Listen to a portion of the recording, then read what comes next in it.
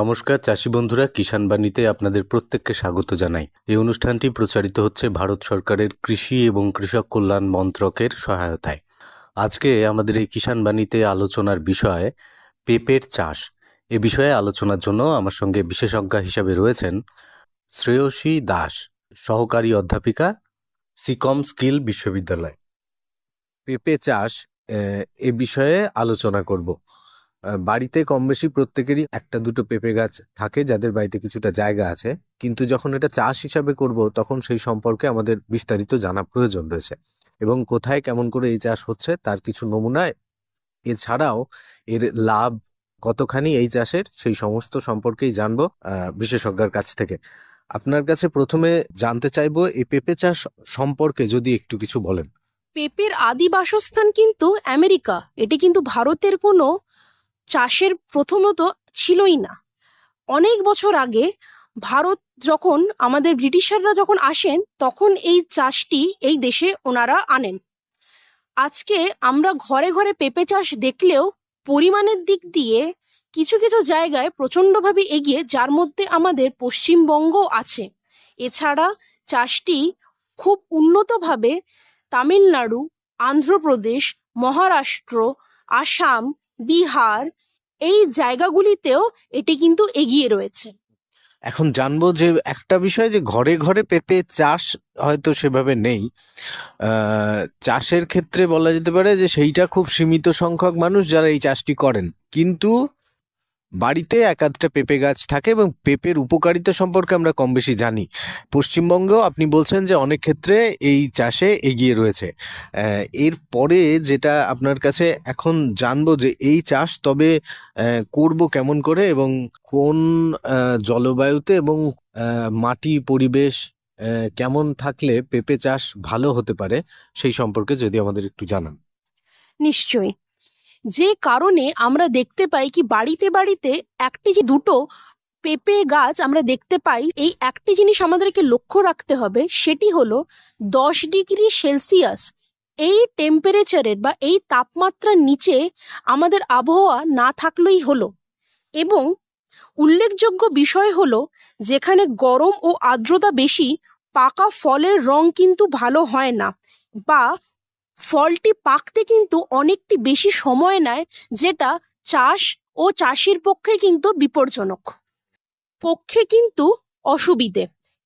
এখন আপনার কাছে যেটা জানবো যে এই যে আশপাশের আমাদের যে অঞ্চল, অর্থাৎ বীরভূম, বর্ধমান, এই অঞ্চলের যে আবহাওয়া, সেটা কি পেঁপে চাষের জন্য উপযুক্ত? অবশ্যই উপযুক্ত, কোনো অসুবিধাই হবে না। শুধু চাষিদের এইটুকুনি খেয়াল রাখতে হবে কি 10 ডিগ্রি সেলসিয়াসের কম যেন তাপমাত্রা যেন না নামে। আর এই চাষের জন্য কি ধরনের মাটির প্রয়োজন, সেইটা সম্পর্কে যদি জানান। যাতে প্রায় সারা বছর ফুল ধরে, এবং পেঁপে চাষের জন্য সবথেকে উপযোগী মাটি হলো বেলে দোআঁশ মাটি, যেটা কি একটু গভীর থাকবে, অন্তত 45 সেন্টিমিটার। এবং অবশ্যই যেটা কি চাষি ভাইদের একদম লক্ষ্য করতেই হবে, সেটা যেন নিকাশিযুক্ত আমরা মাটি যেন ব্যবহার পাই। ঝুরো ঝুরো মাটি হবে, নিকাশিযুক্ত ব্যবহার যদি না থাকে, নিকাশি ব্যবস্থা যদি ঠিকঠাক যদি না থাকে, জল কিন্তু জমে যাবে এবং তাতে গোড়া পচন কিন্তু শুরু হয়ে যাবে। সুতরাং জল জমতে পারবে না এরকম বেলে দোআঁশ জাতীয় মাটি এই চাষের জন্য উপযুক্ত। বীরভূম, বর্ধমান এই অঞ্চলের যে আবহাওয়া, যেরকম শীতকালীন যে আবহাওয়া, সেই সময় পেঁপে চাষ কি ভালোভাবে হতে পারে, না কোন সময় থেকে পেঁপে চাষটা শুরু করলে ভালো হবে? দেখা গেছে কি মার্চ এপ্রিল মাসগুলোতে যদি আমরা পেঁপের বীজতলা যদি লাগাই, সেগুলো প্রায় পুজো আসতে আসতে বা পুজোর আগেই তারা কিন্তু ফলন ভালোভাবে দেওয়া শুরু করে যেতে পারে। তো অন্তত এই বীরভূম বর্ধমান যে জেলার যে আমরা আবহাওয়া আমরা দেখে থাকি, তার জন্য অন্তত আরো 2-2.5 মাস কিন্তু আমাদেরকে অপেক্ষা করতে হবে। অর্থাৎ এই অন্তর্বর্তীকালীন সময়ে যদি এই চাষের কেউ উদ্যোগী হন আমাদের এই অনুষ্ঠান শুনে, তাহলে তারা প্রস্তুতির একটা সময় নিতে পারেন। এখন আপনার থেকে পরবর্তী প্রশ্ন, যেটা চাষের জন্য এই বীজতলাটা কেমন করে প্রথমে চাষিরা তৈরি করবেন? বেশ, বীজতলার মাটি ভালো করে কোদাল দিয়ে কুপিয়ে তৈরি করার পর পচা গোবর সার মিশিয়ে বীজতলা প্রথমত তৈরি করতে হবে। আমরা দেখব মোটামুটি একটি বীজতলার মাপ। বেশ, বীজতলার মাটি কিন্তু অবশ্যই ঝুরো ঝুরো হতে হবে। এটি কিন্তু প্রথমে যেন চাষি ভাই এবং বোনেরা যেন লক্ষ্য রাখেন। ভালো করে কোদাল দিয়ে কুপিয়ে বা কারোর কাছে যদি ট্র্যাক্টর রয়েছে সেটা দিয়ে একবার কিংবা দুবার চাষ দেওয়া হয় জমিটিতে। মূল জমিটি এরপর ভালো করে গোবর সার, পচা গোবর সার যেন দিয়ে মিশিয়ে দেওয়া হয় এবং এক একটি বীজতলার মাপ হতে হবে 1 মিটার আর 30 সেন্টিমিটার উচ্চতা এবং এর দৈর্ঘ্য এবং প্রস্থ মাপ অনুযায়ী হবে যেমনটি জমির মাপ রয়েছে। একটি জিনিস অবশ্যই খেয়াল রাখতে হবে, সেটি হচ্ছে অতিরিক্ত শীত, অতিরিক্ত বর্ষা এবং অতিরিক্ত গরম অবশ্যই যেন চাষি ভাই বা বোনেরা যেন এই সময় বীজ বপন না করে থাকে। তবে কোন সময় বীজ বপন করলে ভালো হবে? এই বীরভূম এলাকায় যেমন সবচেয়ে ভালো সময় হলো এই মার্চের শুরু থেকে মের প্রথম অবধি, যাতে উৎপন্ন চারাগুলি যেগুলো জমিতে বেরোবে সেইগুলো মূল জমিতে এবং বর্ষার আগেই সেগুলো যেন আমরা লাগিয়ে দিতে পারি বা চাষি ভাই বা বোনেরা যাতে সেটা লাগানো যাতে সম্ভব হয়ে ওঠে।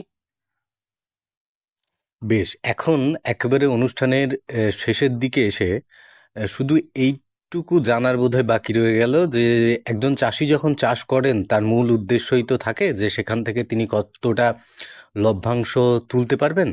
তো সেই বিষয়ে যদি একটুখানি আমাদেরকে একটু বুঝিয়ে বলেন যে পেঁপে চাষের এই চাষ থেকে কি পরিমাণ লাভ তোলা সম্ভব এবং খরচ এবং লাভের এই হিসেবটা যদি একটুখানি আমাদের সকল যারা শ্রোতা বন্ধু রয়েছেন তাদের উদ্দেশ্যে যদি জানান। পেঁপে চাষে লাভ। পশ্চিমবঙ্গ, বিশেষত বীরভূম এবং তার পারিপার্শ্বিক জেলাগুলিতে আমরা প্রধানত যে জাতগুলো চাষের জন্য দেখতে পাই সেগুলি হলো solo, Washington, Coorg honeydew, Ranchi, Pusa giant ইত্যাদি। এর মধ্যে পুসা জায়েন্ট জাতটি সবজি হিসেবে ব্যবহার হয়। কুর্গ হানিডিউ, ওয়াশিংটন ফল হিসেবে ভালো এবং রাঁচির উৎপাদন করা ফলগুলি সবজি হিসেবে ব্যবহার হয়। সোলো জাতটার উৎপাদন হলো 25 কেজি প্রতি গাছ, আবার কুর্গ হানিডিউয়ের উৎপাদন হলো প্রায় 75 থেকে 100 কেজি, যেটা কি আমরা গড় হিসাবে 60 কেজি প্রতি গাছ আমরা পেতে পারি। আমরা জানি বাজার দর সবসময় ওঠানামা করে, তাও গ্রাম অঞ্চলে পাকা পেঁপের দাম থাকে অন্তত 50 টাকা প্রতি কেজিতে এবং শহরের দিকে সেই দামটাই হয়ে যায় 90 টাকা প্রতি কিলো।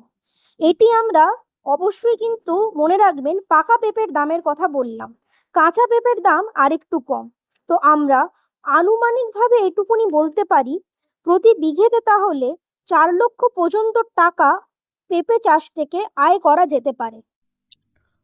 শ্রোতা বন্ধুদের বলবো, যদি আমাদের এই অনুষ্ঠান শুনে আপনারা উৎসাহিত হন তবে নিঃসন্দেহে একবার কৃষি অধিকর্তার অফিসে যোগাযোগ করবেন এবং বিশ্বভারতীতে যে কৃষি গবেষণা কেন্দ্র রয়েছে, কল্যাণীতেও রয়েছে এই ধরনের যে কৃষি গবেষণা কেন্দ্র রয়েছে, সেখানেও যোগাযোগ করে এই সম্পর্কে বিস্তারিত তথ্য নিশ্চয়ই সংগ্রহ করবেন। আশা রাখবো আপনাদের এই অনুষ্ঠান ভালো লেগেছে। যারা আমাদের এই অনুষ্ঠান শুনলেন তাদের প্রত্যেককে ধন্যবাদ এবং নমস্কার। নমস্কার। কিষাণবাণীর দ্বিতীয় পর্যায়ে আপনাদের সকলকে স্বাগত জানাই। দ্বিতীয় পর্যায়ে আমরা কথা বলবো বীরভূম জেলার সাঁইথিয়া ব্লকের নিরিশা গ্রামের ফল চাষি উজ্জ্বল মণ্ডলের সঙ্গে। উজ্জ্বলবাবু ফল চাষ নিয়ে তার অভিজ্ঞতার কথা আমাদের সঙ্গে ভাগ করে নিয়েছেন। উজ্জ্বলবাবু, আপনাকে আমাদের এই আসরে স্বাগত জানাই। নমস্কার। উজ্জ্বলবাবু, এই যে ফল চাষ, এই ভাবনাটা কি করে এলো?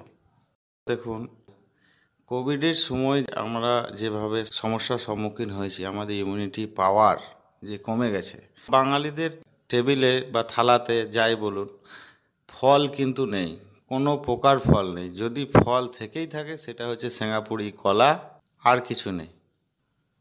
ফল আমাদের ইমিউনিটি পাওয়ারের জন্যে খুবই জরুরি, খুবই জরুরি। ফল তো সবসময় কিনেই খেতে হয়। তো আমার চিন্তা এলো যে দেখি না, যদি আমরা নিজেরা চাষ করে বা ফল গাছ লাগিয়ে যদি সেই ফল আমরা খেতে পারি বা আমার বাড়ির লোকজনদেরকে খাওয়াতে পারি, তার থেকে ভালো কিছু তো হয় না। তো আমি এইটা থেকে চিন্তা ভাবনা করে আমি এই ফল চাষের জন্য, ওর সঙ্গে পেঁপে চাষ আমি এগিয়ে এসেছি এবং আমি আস্তে আস্তে এগিয়ে যাচ্ছি। আপনি যে পরিমাণ ফল গাছ লাগিয়েছেন, আপনি আমাকে বললেন, আপনার সঙ্গে আমার কথা হলো, সেটা শুধুমাত্র খাওয়ার জন্য নয়, অতগুলো তো আপনি খেতে পারবেন না, তাহলে আপনার কি পাশাপাশি একটা আর্থিক লাভের জন্যেও আপনি এটা ভাবছেন? অবশ্যই, এতগুলো গাছ আছে, সব গাছ তো ফল খাওয়া সম্ভব নয়। ওর সঙ্গে আমি পাশাপাশি যদি আমার কিছু অর্থনৈতিক সাহায্য আসে, সেই হিসেবেও আমি এইটাকে বেছে নিয়েছি। আমার বাগানে তো ফল এসেও গেছে। আপনার কতগুলো গাছ আছে, কি কি গাছ আছে? দেখুন, আমার মোট জায়গাটি হচ্ছে 4 বিঘে, 4.5 বিঘে জায়গা। 4 বিঘে জায়গা? হ্যাঁ, 4 বিঘের উপরে জায়গা। আমার সমস্ত ধরনের গাছ আছে। আমার প্রথমেই বলি, পেঁপে গাছ আমার 70খানা পেঁপে গাছ আছে। 70খানার ভিতরে আপনার 20খানা গাছে এই প্রথম ফল এসেছে এবং ফল আমরা খেয়েছিও, খুব সুস্বাদু। কাঁচাতেও খেয়েছি, পাকাতেও খেয়েছি। আর যে ছোট গাছগুলো, এই বছরে সমস্ত গাছে ফুল এসছে এবং গাছ ভর্তি ফুল এসছে। মানে পুরো গাছে যদি ঠিকমতো আমার পেঁপে হয়, এক একটা গাছে 50 কিলো করে আরামসে পেঁপে হবে। 60 থেকে 70টা, মানে 50 কিলো, মানে তো 30 কুইন্টাল থেকে 35 কুইন্টাল পেঁপে। 30-35 কুইন্টাল পেঁপে হওয়ার সম্ভাবনা আছে এবং এটা যদি আমার সাকসেস হয়, তাহলে বাকি আমি সব তো মার্কেটে তখন দিতে পারবো। হ্যাঁ, ধরুন 30 কুইন্টাল পেঁপে যদি আমি ধরি, এখন বাজারে দেখছি 30 থেকে 40 টাকা কেজি। এবার ধরুন আপনি যদি বিক্রি করতে চান, অন্তত 20 টাকা করে কেজি পাওয়া যাবে। পাইকারি হিসেবে বিক্রি করতে গেলে তখন আমি 20 টাকায় কিলো পাবো। 20 টাকা কেজি যদি হয়, তাহলে 2000 টাকা কুইন্টাল। এখন 30 কুইন্টাল যদি আমি ধরে নিই, বা যদি আমি 25 কুইন্টালও ধরে নিই, আপনি যদি বিক্রি করেন, ধরুন 5 কুইন্টাল যদি খেলেন বা আত্মীয় স্বজনদের দিলেন, তাহলে সেক্ষেত্রেও তো 50,000 টাকা শুধু আপনার পেঁপের থেকে আসবে। অবশ্যই আসবে, 50,000 টাকা অবশ্যই আসবে। ওর সঙ্গে যেটা আমার খরচ হবে, সেই খরচটি বাদ দিতে হবে। বাকি হ্যাঁ, সেটা তো আমি খরচ নিয়ে যাব, পুরোটাই যাব। আমি আপাতত এখানে একটু হিসেব করলাম। পেঁপে ছাড়া আপনার আর কি কি গাছ আছে? পেঁপে ছাড়া আমার 70টা মতো আম গাছ আছে এবং বিভিন্ন প্রজাতির আম গাছ। 12 মাসে আম আছে, আপনার ল্যাংড়া আছে, হিমসাগর আছে, সুবর্ণরেখা আছে, আম্রপালি আছে।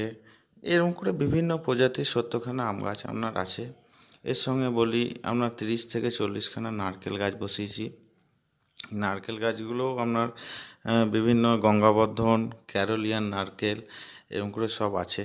30-40টা কাঁঠাল গাছ আছে। এবার কাঁঠালগুলো 12 মাসে। লেবু গাছ আছে, বিলেতি আমড়া, দেশি আমড়া, এইসব গাছ তো কেউ লাগায় না। আমি লাগিয়েছি কুল গাছ, তেঁতুল গাছ, কয়েদ বেল। এই গাছ কেউ লাগায় না, কয়েদ বেলও আমি লাগিয়েছি। মৌসম্বি লাগিয়েছি।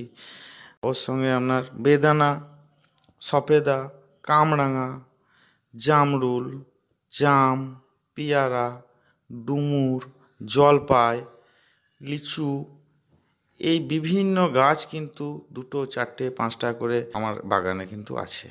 এর সঙ্গে কিন্তু মানে যে গাছগুলো আমরা আজকাল সব নষ্ট করে দিচ্ছি, ধ্বংস করে দিচ্ছি, বট গাছ, অশ্বত্থ গাছ, কদম গাছ, এই গাছও কিন্তু আমি ফাঁকে ফাঁকে লাগিয়েছি বাগানে। সমস্ত মানে টাই ফল আছে, ওর সঙ্গে কিছু আমার বৃক্ষ জাতীয় গাছ যেগুলো আছে, সেইগুলো কিন্তু আমি লাগিয়েছি 2-1টা করে। এই প্রসঙ্গে আমি আমাদের বিশ্বভারতীর একজন অধ্যাপক, তার সঙ্গে আলোচনা হচ্ছিল একদিন। তিনি আকাশবাণীতেই আলোচনা প্রসঙ্গে বলছিলেন তার অনুষ্ঠানে, যে এই যে পুরনো গাছ আগেকার দিনে, যেমন তেঁতুল, আপনি যেন কয়েদ বেলের কথা বললেন, এই ফলগুলো আসলে আমাদের শরীরের প্রতিরোধী ব্যবস্থার জন্য অত্যন্ত প্রয়োজনীয়, কিন্তু আমরা এগুলো খেতে ভুলে গেছি, কারণ এই গাছগুলোই তো নেই আজকাল। আপনি এই যে গাছগুলো লাগিয়েছেন, ওই ভাবনা থেকেই কি, মানে এই ইমিউনিটির কথা আপনি যেটা প্রথমে বললেন, এখান থেকেই? অবশ্যই, অবশ্যই এইগুলো আমরা খাওয়া ভুলে গেছি। গাছ নেই বলে কিন্তু খাওয়া ভুলেছি, খাওয়া ভুলিনি, কিন্তু উপায় নেই। দেখুন, আমি দেখেছি আমাদের এখানে যে বেল গাছ, বেল বাজারে সবাই কিনে খায়। গ্রামে আমরা বেল গাছ আছে, গাছ থেকে পড়ে বা পাড়ি খায়। তাছাড়াও দেখবেন বেল মানে ট্রাক ট্রাক বেল যায় আপনার পাশের রাজ্য ঝাড়খণ্ড থেকে। দেখবেন আপনি বেল যাচ্ছে ট্রাকে ট্রাকে ভর্তি বেল আপনার যাচ্ছে বিভিন্ন বাজার ধরার জন্য। তো বেল গাছ, এই গাছগুলো আমাদের সব দরকার, এইগুলো খাওয়া খুবই দরকার। প্রত্যেকটা ফল শরীরের জন্য উপকার। উপকারের কথা তো নিশ্চয়ই, কিন্তু এটা তো অর্থকরীও হতে পারে একই সঙ্গে। অবশ্যই একটা বেল আপনি বাজারে যদি বিক্রি করেন, আমি 5 টাকায় ধরলাম, একটা গাছে আপনার যদি 5 কুইন্টাল বেল হয় কত টাকা হবে আপনি একবার ভাবুন। এরকম যদি আপনার 20টা গাছ থাকে, 30টা গাছ থাকে, তা আপনি কি বেল গাছে কোনো পরিচর্যা নেই, বেল গাছে কী দরকার আছে, কোনো সারের দরকার নেই, কোনো জোড়ার দরকার নেই, এমনিই বেল গাছ হবে। একবার লাগিয়ে ওই খানিকটা বড় করে দিতে পারলেই হলো। একদম তাই। একবার শুধু গাছ রোপণ করার পরে আপনি শুধু দেখতে হবে যেন কিছুতে যেন না খায়। গরু ছাগল একটু যদি আপনি বেড়ার মতো করে দেন, আর কোনো চিন্তা নেই, গাছ আপনার হয়ে যাবে এবং ওই গাছ থেকেই আপনার খুব সুন্দর মানে আপনি একটা রোজগারের উপায় পাবেন। কয়েদ বেলের ক্ষেত্রেও তাই। একদম। গাছ আপনি রোপণ করে দিলেন, গাছ রোপণ করার পরে আপনার কোনো পরিচর্যার অত কোনো প্রয়োজন নেই। কয়েদ বেল বড় হলে যদি আপনার একটা গাছে কমসে কম যদি ধরুন 5 কুইন্টাল হলো, 2000 টাকা করে যদি আপনি কুইন্টাল পান। কয়েদ চলে যাচ্ছে এখন বাইরে, যারা আচার শিল্পর সঙ্গে জড়িয়ে আছে সেই আচারের লোক ডাইরেক্ট গ্রামে আসছে, গোটা গাছ ওরা ঠিকে করছে, গোটা গাছে যে ফল হচ্ছে সেই ফলটা ওরা ডাইরেক্ট কিনে নিয়ে বাজারে চলে যাচ্ছে। আপনাকে কোনো কষ্টও কোথাও বেচতেও যেতে হচ্ছে না। আপনি যেটা বললেন যে 2000 টাকা যদি কুইন্টাল হয়, 5 কুইন্টালের জন্য 10,000 টাকা, ধরুন 10 টাকারও যদি কয়েদ বেলের গাছ থাকে, বছরে 1 লাখ টাকা তাহলে তিনি শুধু কয়েদ বেলের গাছ থেকে রোজগার করবেন। অবশ্যই। খরচের দিকটা একটু যাই, আমরা যদি একটু পেঁপে গাছের খরচটা নিয়ে একটু বলি, তাছাড়া বাকিগুলো আপনার কাছ থেকে শুনবো। এমনি ধরুন চারা, কিছুটা জৈব সার, আর তার সঙ্গে শ্রমিকের খরচ, এই তো খরচ। দেখুন, পেঁপে গাছেরও জাত আছে, যেগুলো উন্নত মানের জাত, সেগুলো 25-30 টাকা করে পিস হিসেবে বিক্রি হয়। এবার আপনি যত পিস বসাতে পারবেন, এবার 25-30 টাকা হিসেবে আপনি গুণ করে নিন। আর ওর সঙ্গে যে সার, আমাদের তো বাড়িতে ধরুন গোবর সার আছেই। হ্যাঁ, এই যে পেঁপে গাছে ওই জন্য এক্সট্রা কোনো রাসায়নিক সারের দরকার নেই। পেঁপে গাছ রোপণ করার পরে বেশি মাত্রায় যদি আপনি রাসায়নিক সার প্রয়োগ হয়ে যায়, গাছ কিন্তু বাঁচবে না, গাছ মরে যাবে। হালকা হালকাভাবে জৈব সারে পেঁপে গাছ খুব ভালো হয়। তো পেঁপে যখন 1 বছর বয়স হবে, আমার পেঁপে গাছ যে বসিয়েছি, আমার গাছে প্রত্যেক গাছে কিন্তু 50 কিলো করে পেঁপে কিন্তু হবেই। আর একটা জিনিস আপনাকে খেয়াল রাখতে হবে, যে পাতাগুলো আপনার সাদা সাদা হয়ে যাবে, সেই পাতাগুলোকে আপনি তখনই কেটে ফেলে দেবেন, তাহলে আর গোটা গাছটাতে আপনার কোনো রোগটা ছড়াবে না। যদি গোটা গাছটা রোগ ছড়ায়, তখন আপনাকে বাজার থেকে একটুকু ওই কীটনাশক স্প্রে করতে আপনাকে হবে। ওই স্প্রেটা যদি আপনি ঠিকঠাক টাইমে করে দেন, তাহলে আর আপনার পেঁপে গাছ নিয়ে কোনো সমস্যা নেই। জলের ক্ষেত্রে একটা সমস্যা হতে পারে গ্রীষ্মকালে জল কীরকম দিতে হয়? জল লাগবেই প্রত্যেকটা গাছেই। আপনি এখন চারাটা রোপণ করছেন কোথায় সেটা দেখতে হবে। যদি আপনি ফাঁকা কোথাও জমিতে করেন, তাহলে আপনাকে শ্যালো বা পাম্পের নির্ভর করতে হবে। আপনি যদি পুকুরের পাশে বা পুকুরের কাছাকাছি যদি আপনি করেন, তাহলে পুকুরের ভরসাতে আপনার গাছ উঠে যাবে। আমার যেমন প্রত্যেক গাছই আছে পুকুরের পাড়ে, এবং আমার মোটর সেট আছে, তো ওই মেশিন দ্বারাই আমার সেচনটা করি। পুকুরের জল থেকে আমার হয়ে যায়। এই গ্রীষ্মকালটুকুই তো, তারপরে তো আর বর্ষাকাল মানে একেবারে আশ্বিন কার্তিক মাস পর্যন্ত মোটামুটি খুব একটা অসুবিধা হবে। পেঁপে গাছে দেখুন, পেঁপে গাছে যদি খুব বেশি আপনি জল দেন, পেঁপে গাছ কিন্তু মানে ওটা জল বসা বলে এক ধরনের হয়ে ওই গাছ নষ্ট হয়ে যাবে। তো বেশি জল দেওয়া যাবে না, যেটুকু মাত্রা প্রয়োজন আছে সেইটুকুই আপনাকে দিতে হবে। এবং উঁচু ডাঙা জমি হলে সুবিধে, কারণ জল বসার সম্ভাবনা থাকে অনেক সময় নিচু জমিতে। হ্যাঁ, একদমই তাই। নিচু জমিতে জল বসার একটা রোগের একটা সম্ভাবনা থেকে যায়, সেই জন্য উঁচুতে থাকলে খুবই ভালো, জলটা দাঁড়াইতে পারবে না গোড়াতে। আপনার তো পুকুরের পাড়ে জল দাঁড়ানোর কোনো প্রশ্নই ওঠে না। না, আমার পুকুরে পাড়ে কোনো প্রশ্নই ওঠে না। আমার গাছও খুব সুন্দরভাবে দাঁড়িয়ে আছে। আপনার শ্রমিকের খরচটা কীরকম হচ্ছে সেটা একটা। শ্রমিকের খরচ বলতে দেখুন, আমার মোটা খরচ হয়েছে গাছটা যখন আমি রোপণ করি তখনই আমার একটা মোটা খরচ হয়ে গেছে গাছগুলো। সেটাই জিজ্ঞেস করছি, সেটা কতটা?